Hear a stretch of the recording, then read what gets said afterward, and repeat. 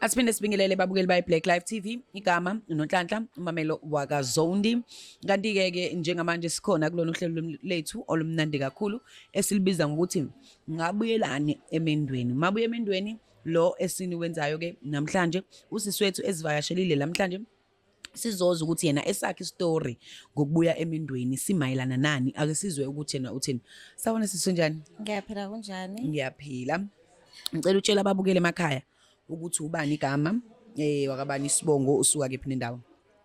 Igama nguNomfundo wakamzobe, ngiqhamuka eNdwedwe. Yeah.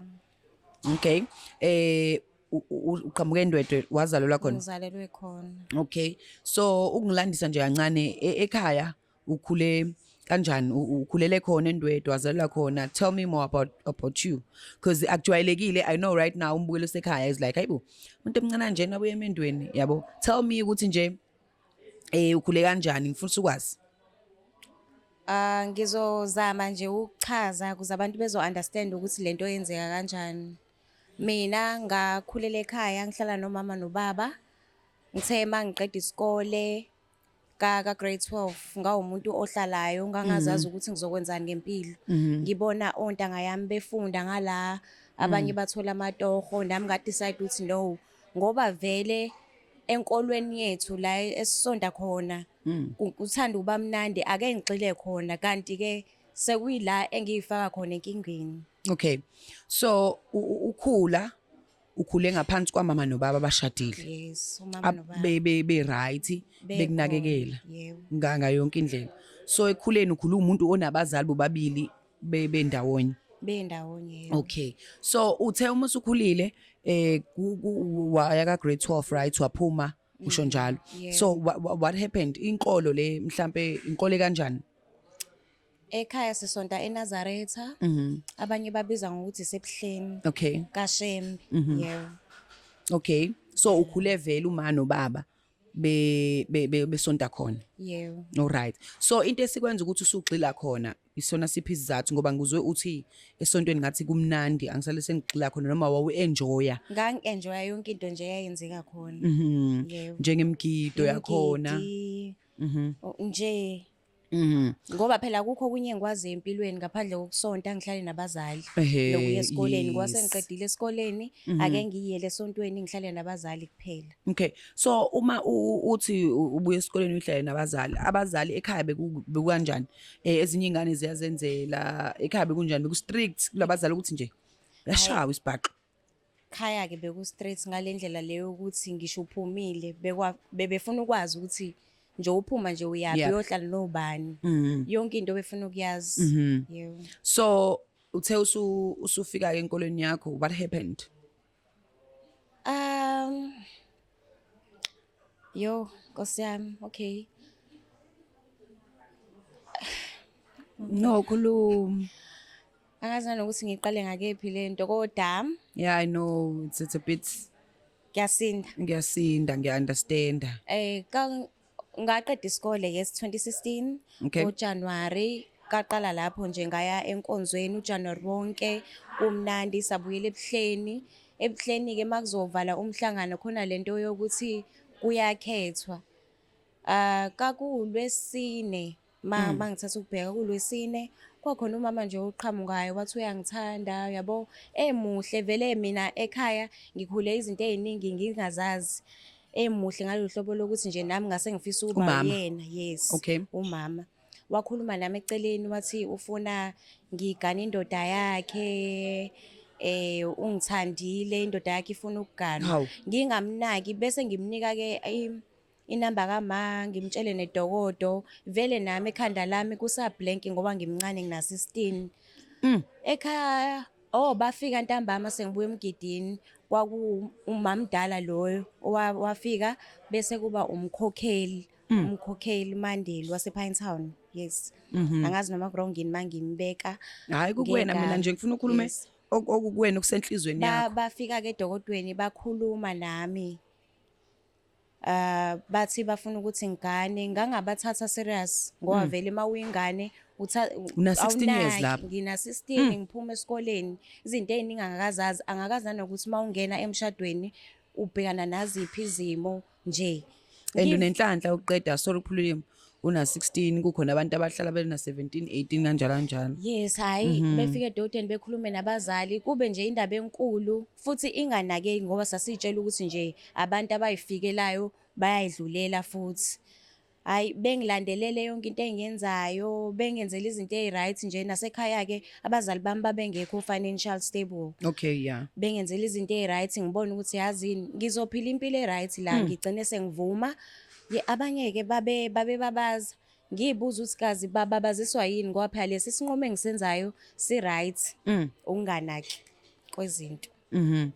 So umama lo sebeba u2 omama othi beza kuwena, right? Yes, uMachamane noMandelo. Okay, uma bafika ngokuthi omama bazwanayo basenkonzweni. Basenkonzweni, yeah. Okay. Omama nje abazana enkonzweni bazoshela wena. Ubaba lo abazomcelela ukuthi umngane bayamazi. Bayamazi. I mean usuyamazi wena. Ngangamazi wena ubaba. Kangangokuthi kwaba khona uFriday la engalandwa khona ekhaya eNgcungcweni. Bafika nje ngemoto enkulu iFortuna, angilazi iFortuna mina ngimncane ngachazeka nje ukuthi hayibo bafike ngemoto labo umama ngiyabathanda vele sengichazekile impilo nje lifestyle yabo isiyangichaza Nkosi yami. Bengilande ngithathwe ke ekhona lo baba ngingazana ukuthi uyena umuntu oyongikhetha nginganaki ngihambe ngiye edokodweni kuqhubeke nje yonke into ibe right. Ubaba mhlambe beneminyaka emingakho wena una 16? Wayena 41. Baba una 41 wena 16. Wayena 41 ngaleso sikhathi. Ngaleso sikhathi. Oh manje usenaba? Anginayo sure. Ngoba kulonyaka I mean yesterday kade ngithi 25. Okay. So yeah, ngiya understand. So manje labo mama oyedwa uthandana nalo baba. Yes. Oyedwa umngane. Unkosikazi wakhe. Oyedwa unkosikazi wakhe. Yes, umamkhulu. All right. Lo omunye umkhokheli ethempeleni bamthatha njengomama njengomama yonke into abayenzayo baqala kuyena. Okay. So okay kwagcina phi ke usebekulandile kwenzakalani? Kuleyo weekend ke ngakhethwa baletha ifoni ngiqala ngisho ba nefoni empilweni baletha ifoni baletha amaswidi nje ngajabula yabo ngiyengane ngiluthekile. Bathini ekhaya uma nobaba since ade benomthetho oqine kanje? Ubaba ayikho into ayeyazi wafika esetshela ukuthi sengiganile. Wangibuza futhi ukuthi ngabe ngithatha isinqumo esiright yini ngathi yebo ngobani ngangingazi ukuthi ngifake entweni kanjani. Uma ngaleso sikhathi sasingakhulumi kakhulu wayemana ashonele emakhulu indaba yogana nje ashonele angazi noma mhlambe wayesaba ukungitshela yena ukuthi umendo yinte kanjani wamane wayithulela nje futhi ngeke ngize ngimbeke icala ngalokho Nkosi yami. So usuganile ke ugana nini kanjani? Akuthathanga ngisho nje isikhathi eside yonke into yayimangaza ngoba ngakhethwa kuJanuary ngoFebruary kwalethwa zonke inkomo like bakhokha yonke into baze babhansela yonke into nje beyenza nje beshesha konke kushesha. Yebo. So washada ngamuphi kunyaka? Kuwona lo nyaka ngoJuly ngahlanganisa esontweni ngo-August nakhona kwi-birthday yami ngashada. Yaqala lapho ke inkinga. Washada ngo-August kwi-birthday yakho kumuphi unyaka? 2017 ngoba ngaqala ngoba approacha ngo-2016 so wena wase wagana ngo-2017. No bafika ngawo 2017. Okay ngoJanuary kanjalo unyaka uqala ngaqeda isikole ngo-2016. All right. So okwakuvala umhlangano ngoJanuary. All right. So washada ngo-August. Yes, ngashada ekhaya. Zaqala lapho ke izinto zashintsha. So umuthi zaqala lapho izinto zashintsha kwenzakalani sungenile manje emendweni kuningi okwenzeka futhi kwathi noma kwenzeka ngangakunaki ngoba ngangiseyingane kodwa mangikubuka manje ngiyabona ukuthi babengihlukumeza ngoba babebona ukuthi anginayo ipower yokukhulumela and nje wasengokulo mndeni lo akumele ngifake kakhulu abantu engiqhamuka kubona uma abazali nje abanye abantu sekumele ngibhekane nabo ngaso sonke isikhathi. Ngithe mangishada yaqala ngosuku engashada ngayo lento le same day ngathola ukuthi khona u-number 2 okhona abebemfihlile nje abebesheshisa nje ukungilobola ngoba kukhona umuntu ofihliwe. Naye futhi akakujabulelanga ukuthi sekukhona mina, wayenza sure ukuthi yonke into ayenzayo kumele angicindezele. And futhi indoda lapho ayinayo ipower yokuthi ikhulume nomuntu wayo ngoba vele inephutha lokuthi kade efihlile. Nihlala laphi nonke la? Angithi number 1 uyena wak-approach esontweni. Number 2 sekuthiwa ukhona dukuduku. Uhlala ekhaya elikhulu, babengamakhelanga umuzi yena, wahlaliswa ekhaya elikhulu. Mina kathiwa ngoba vele yonke into isisheshisiwe, angimane ngihlale naye umamkhulu endlini. Hayi kuningi engakukhuluma. Ngaphuma ngingabikile, ngaphuma ngumuntu osehlule kulela gceke. Yeah. So ngaphuma ngenkani. Yeah. Umshado wakho uhlale isikhathi singanani kona? Ngizothi nje 2 years no half. Shuthi ubumuntu emshadweni osesithenjini. Bengisesithenjini ku number 3. Number 3. Labo ma onabo esithenjini mhlawumbe bona bebeneminyaka emingaki ngaleso sikhathi? Babekhulile ngoba babekhulile nje ngoba babewontanga bama umama ongizalayo. Ngaleso sikhathi babe no 32 31 lapho nje. Mina ngaleso sikhathi ngina 16. Yeah. Ngiyakuzwa. So what really happened usungenile usukhethiwe mhlawumbe naba ukhona nangu ku-approachile uthe uyakuthanda yini le ayiseyenze ngake yakwenza ukuthi ugcine usushiya umendo wakho? Ngizothi nje inqumo ezayithathwa umkhwenyana wayenganaki esinye izathu nje sangenza ukuthi ngiphume unumber 2 wayengeve ngangiphethe kahle. Ngaso sonke isikhathi wayefuna ukulwa, ngisho ethempeleni mayesukuma eshumayela ngibona ukuthi aphathekile kahle. Enza ngayo yonke indlela nje yokuthi ngihambe, wayezekhiphe nangomlomo ke. Wayezekhiphe nangomlomo ukuthi ophumula mhla ngaphuma emendweni. Ngaphuma ngempela kangokuthi ngisho sengiphumile wakwazi ukuthatha umuzi engangihlala kubona nezingane ngaphindela nazo ekhaya. Anginamuzi nje. Imaki wathola izingane? Ngayithola nezingane. Imaki ingane uyithola usunaminyaka ngakhe? Izingane ezingaki? Ngathola izingane ezimbili ngashesha. Enye iyodwa ngayithola 2018 enye 2019.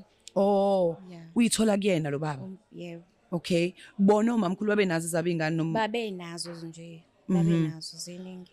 So waphuma nezingane zo2 kulowo mshado.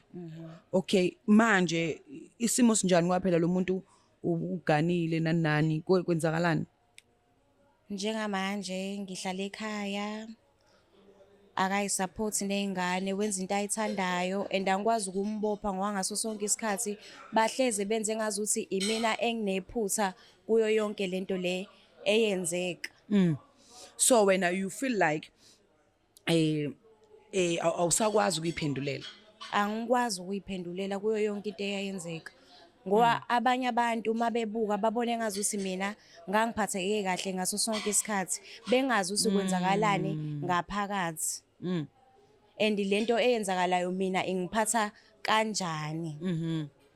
So what can you say now kumuntu obukele ekhaya ofisa ukusho nokudlulisa because uyasho uthi 25 yesterday, buthi 25 yesterday and umuntu manje ofunayo ukuthi uphume emendweni washadiswa una 16 years now uyasho ukuthi wangena because wacabanga ukuthi now uzoba right njengezingane isinqumo right. So yini engayisho manje kumbukeli okhona lapha ekhaya ngalesimo sakho noma futhi ofisa ukudlulisa njengamanje?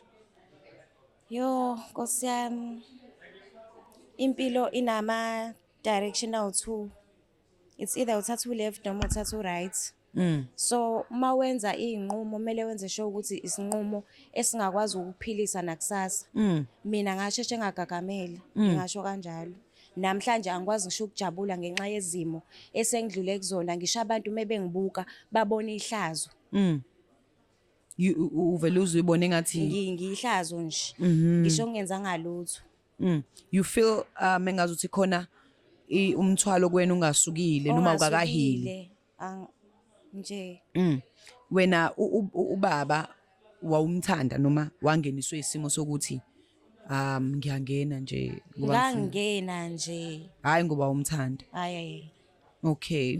So njengamanje ngiyazi ukuthi khona lapha ekhaya ongabe uthi uyakwazi njengoba usho ukuthi esontweni mhlambe manje even bona omamkhulu nomamncane bayakubuka mhlambe futhi manje kwayena umkhwenyana la ekhona uyakubuka wena yini ongayidlulisa ekutheneni njengamanje ngoba ubalula abantu abaziwayo mhlambe njengamanje, what can you say mengase kuthiwa uyayiphendulela manje into them ngendlela mhlawumbe abakuphatha ngayo?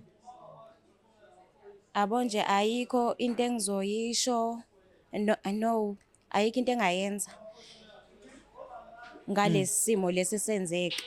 Ngiyazi nje wangikhuluma nje bazocasuka bengithuke nje wabehleze benza ngoba phela banawo wonke amandla banamandla esontweni angisakwazi ukuya esontweni mina ngoba bahleze bebukisa ngami banabangani mina anginabangani.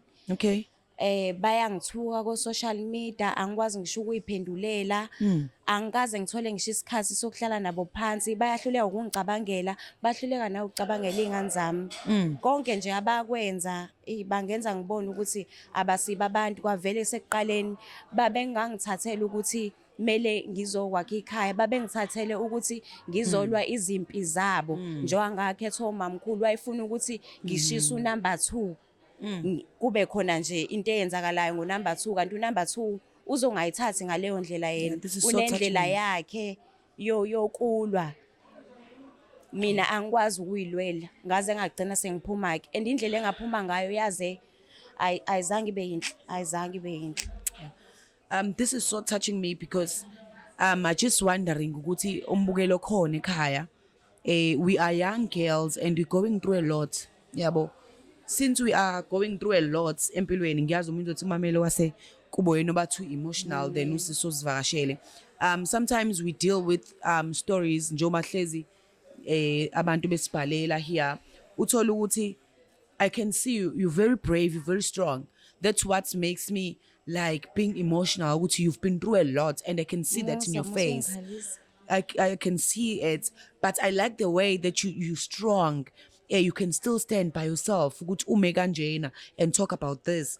Abanye abantu besifazane they always want ukuthi bame ekutheneni abanye abantu bafuna ukuthi bangene emshadweni bacabanga ukuthi impilo zabo zizoba right because sebeshadile.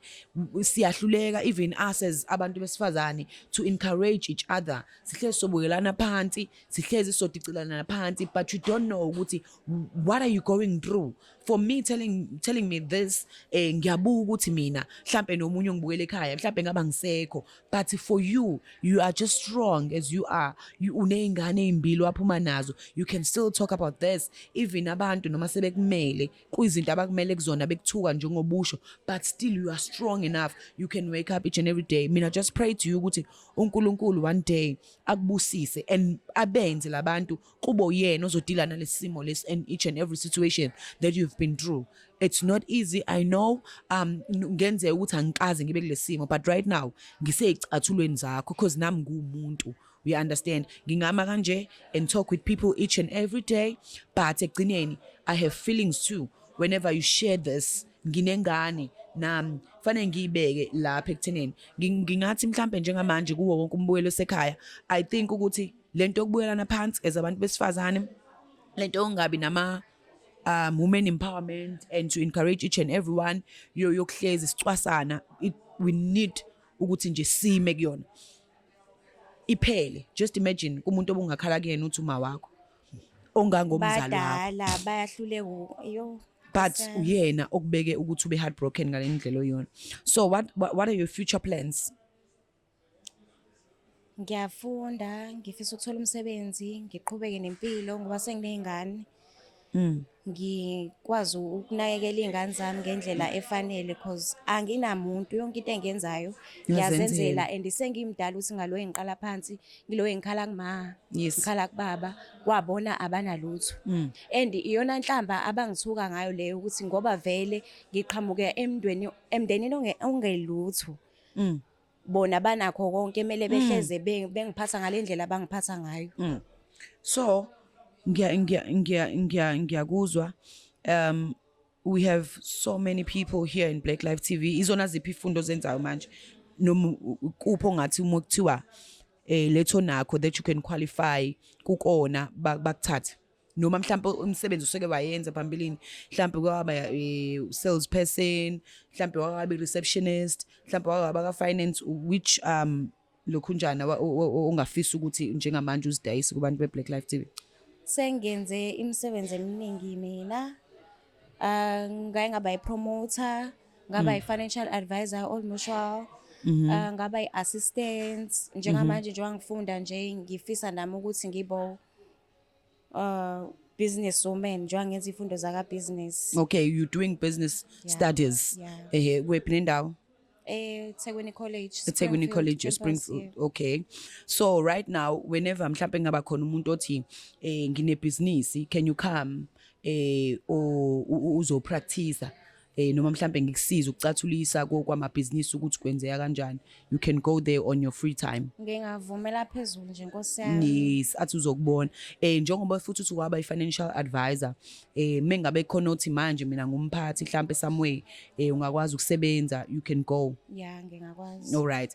So babukeli be Black Life TV, ezinizwelile uNomfundo njengamanje, anything ekhona engazama ukuthi nimassiste kuyona, uzoshiya inamba yakhe ukuze nikwazi ukuthi nixhumane naye. Unezingane ezimbili ayithole emendweni and lapho kulozwe izingane njengoba nisizwe istory sakhe, it's so touching me njengoba ngisho, but I like the way ukuthi you are being so brave. Kuyafana ngisho nga brave, bazoba nayo into abayenzayo bebuyele kumina bengikhulume bengithuki ngoba banamandla nje. No Sithanda sami, mina what I can say to you, yekela uNkulunkulu adlala indima yakhe. Leave this to God. Yabo isikhathi sika uNkulunkulu uyamangaza. What I can tell you, inhlamba lezo ezitholayo kusasa zophenduka injabulo. Trust me. Can you please share your numbers on the screen ubatshela babukele emakhaya? Inamba engitholakala kuyona it's 081 763 9405. Asiphinde futhi 081 763 9405. So le number, the reason why I'm saying here to ukuthi I share with us babukele emakhaya, because whoever onosizo ukuthi uNomfundo athola umsebenzi aqhubeke ondlingani zakhe njengoba bemcwasa bethi umndeni engalutho aze azofaka usizo, but sidinga labo abazoza with positive attitude kuphela ukuzosiza, hayi abantu abazokwenza okwabo ukushela phela, you know people, hayi futhi abantu abazofika bazohlekisa noma bazofaka usawoti esilondweni. Siyakhulisana bantu besifazane. This is Black Life TV, igama uMamelo wakaZondi. See you next time. Mabuye bendweni lo. Black